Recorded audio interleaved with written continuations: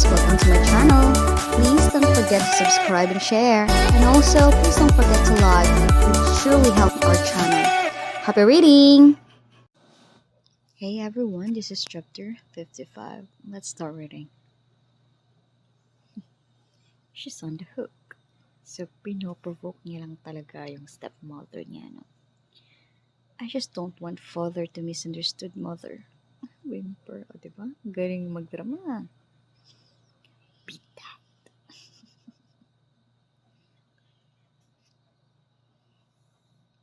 Yung tingnan natin anong isasagot nitong babaitang to. Look at Miss Spanish's appearance. I truly feel sorry for her. Dapat lang, no? Since 8 years old siya, inaano na siya, minamaltrato na siya ng stepmom niya. Miss Bansha must have been bullied a lot. How pitiful.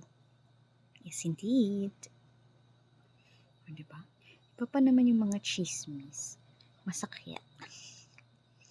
It is said that there have been suspicious rumors about bandit incident. Ayun. Lumalabas na yung mga chismis, masisiraan ka na, girl. Accused by all. Of course, hindi dapat accused kasi totoo naman talaga.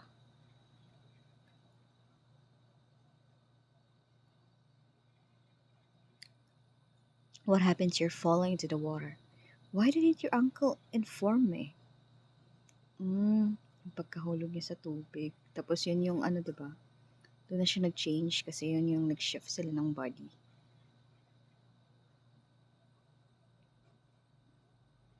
Bansha, if you dare say it, I will make you regret it.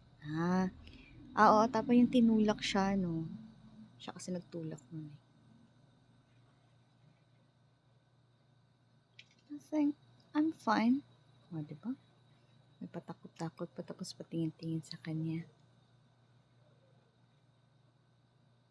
Suspicious. Siyempre, doon siya nakatingin eh, tapos takot.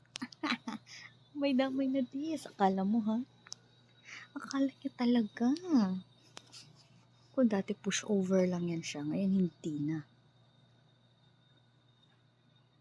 And flop, who you? Sino naman to? Ayong katulog. My lord, Miss Bansha was pushed into the pond by Miss Chengdai. Ito yung ano, no? Yung laging nakabantay kang Bansha. Yung parang best friend niya na maid.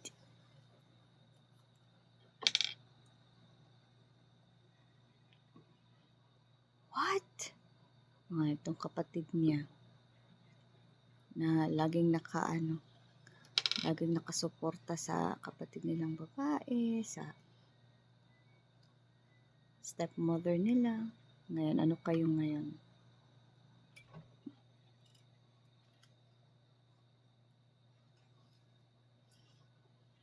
You, servant, if you dare to say nonsense again, I will tear your mouth apart. Hindi, parang inano mo na lang din, parang inamin mo na din na totoo yung sinabi niya. Ay nako girl, tanga-tanga, hindi ka nagmana sa mama mo. Matalino magsalita.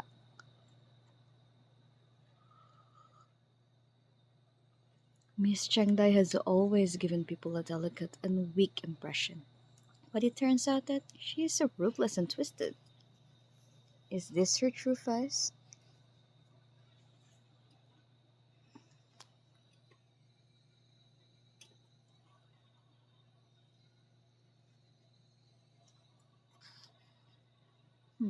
Miss Chengdai?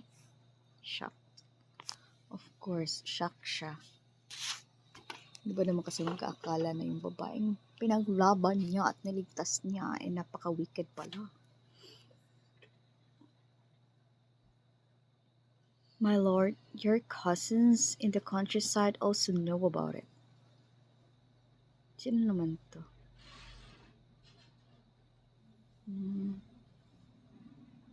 Ibang katulong to, di ba?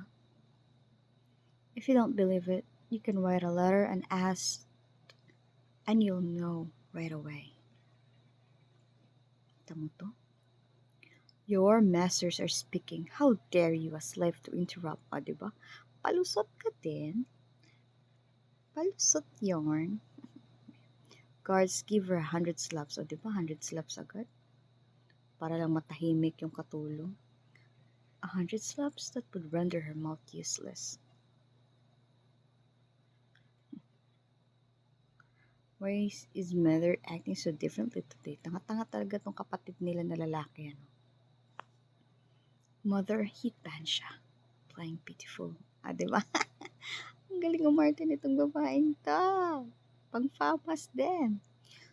Don't touch. Xiao Yao. Are you done with the drama today? What else do you want? This coming of age ceremony nito, puro na ano, revelation party. My lord, what do you mean by that?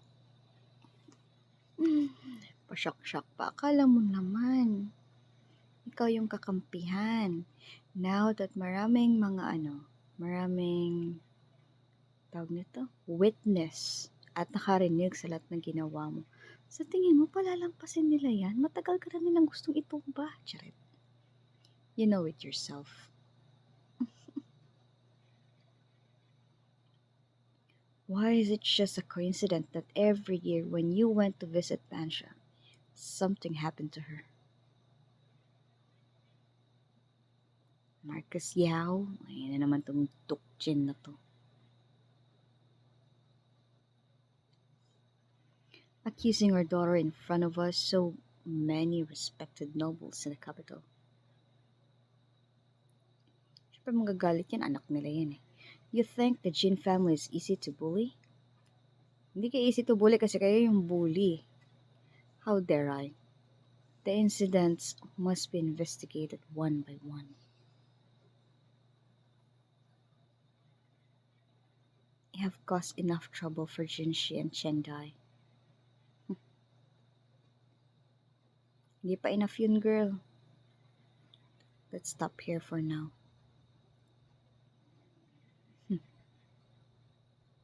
Julie.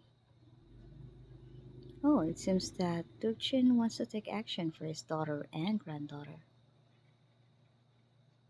Siyempre, anak tsaka apo niya yan eh.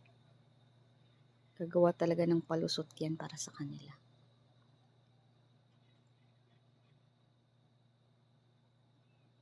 After the incident at the Marcus Yale's house, the guests all left one by one, and the news will be spread all over. Diba? Siguradong makakalat yung information na yun. Ang galing talaga nitong babaeng itong strategized. After this incident, the reputation of the Jean family fell to rock bottom. Those noble wives talked bad about the Jean family behind their backs. Of course they would. Marites nga, diba? Marites na, Marisol pa. The Jean family's kind-heartedness was all an act. See their tricks, no one can compare to them. See? Siyempre, pagchichismisan nila yan. I used to think she treated those children as her own. Oh, hindi ba, hindi. Deep skimming, sweet but ill-intentioned tricks. She caused the 3 young masters of the Marcus Yao to be useless and persecuted Bansha like that. Of course, gagawa siya ng paraan para sila yung mabango yung anak niya lang. I think it was all planned by the Jean family. Everyone knows how cruel Duke Jin is. Alam niyo naman pala. Jin, she's room. O ngayon, ano ka ngayon, girl? Clap. A mere little girl drove you to such a state. You have disgraced the Jean family. Aba, sinisip pa siya ngayon. Sinampal siya. Father. Anong feeling ngayon, girl? Anyway, that's the end, and let's check the preview, the next episode. You're big ignorant bold. Seeking revenge just by you? And just by you. Nasa likod niya yung prince, oy.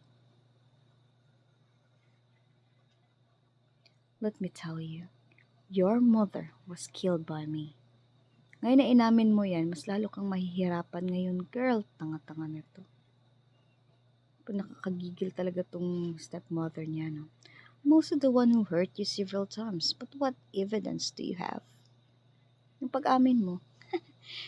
Next chapter title would be Kangzu, You Need to Wake Up. Stay tuned and please don't forget to like and subscribe. Bye! Thank you for reading with me, everyone. Until the next chapter. Bye!